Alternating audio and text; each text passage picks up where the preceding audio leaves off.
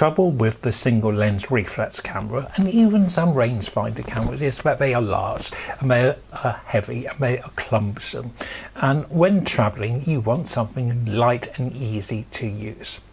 And this is where Olympus really took the market by storm in the early 60s by coming out with the Olympus Pen and then with the Olympus Trip, cameras which people could travel easily with. Plus they had that enormous marketing campaign by David Bailey, who really again gave a professional edge to Olympus. And in the 70s, obviously the Trip was a really popular camera. By the late 70s, it was beginning to age a little bit. And Olympus came out with a range of these. The XA. The XA camera, which I've done a previous video on, is a super quality camera with a rangefinder in and a CDS meter. This looks very similar. But when I open the camshell here, we see a cesium meter, which even in 1979 was beginning to be a bit old-fashioned. So it has a slight look of an Olympus Trip. It is a very scaled down version of the XA. It is a fixed lens, it is a cesium meter, it's a bright viewfinder here. On the bottom is a selection for film speed. You only have a choice of two, a 100 ASA and a 400 ASA film. Flash, and the flash is provided by this slot in on flash unit, which will fit the other XA cameras, and it simply comes off here and you can screw it back on here.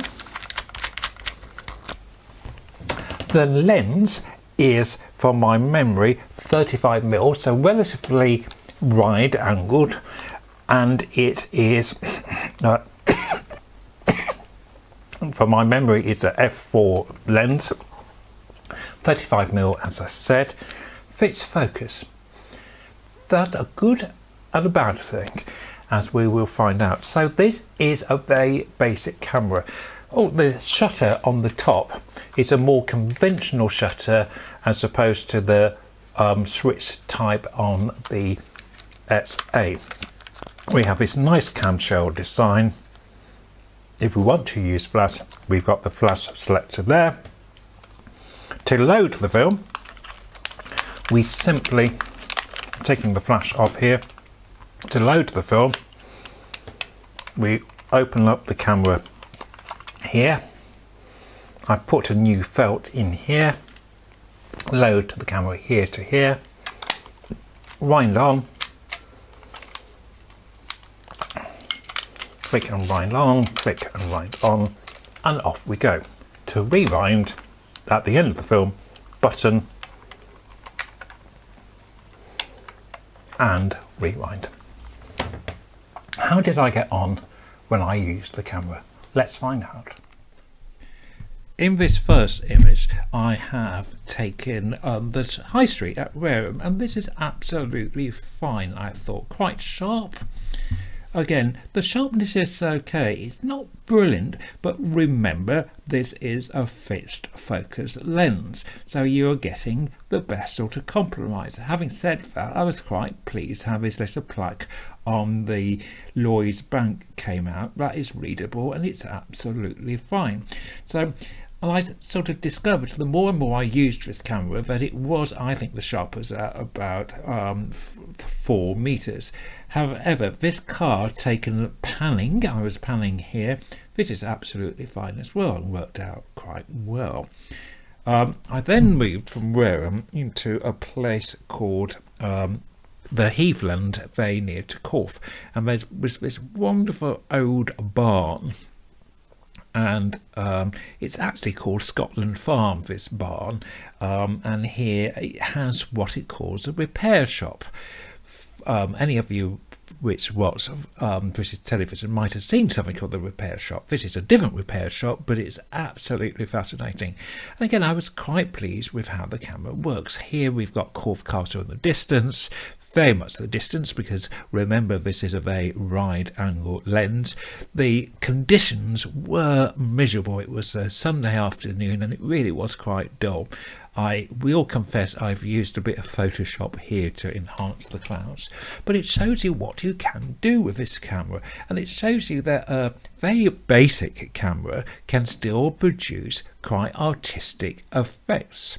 The exposure I thought worked well on this camera, and the focus, initially I was a bit disappointed, but after a little bit of time of use and in reflection, I'm quite happy with the camera. Again, this has, I will confess, I normally use very little Photoshop, but again, have burnt in areas here, well, the sky in particular. Again, we go back to the barn with this lovely sign on Forgotten Skills. I was really pleased with how this little Olympus works. People always go head over heels the XA, which was the rangefinder camera, which I have talked about before, and if you remember, I did a video on it must have been about 3 months ago, and that's got a very fine 2.8 lens. So although this is a very scaled down version of our camera, this camera, if you find it, it's got quite a lot of advantages. The celium meter means you never need to buy batteries.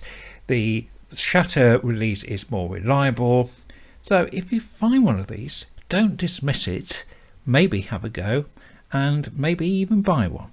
Thanks for watching. Bye for now.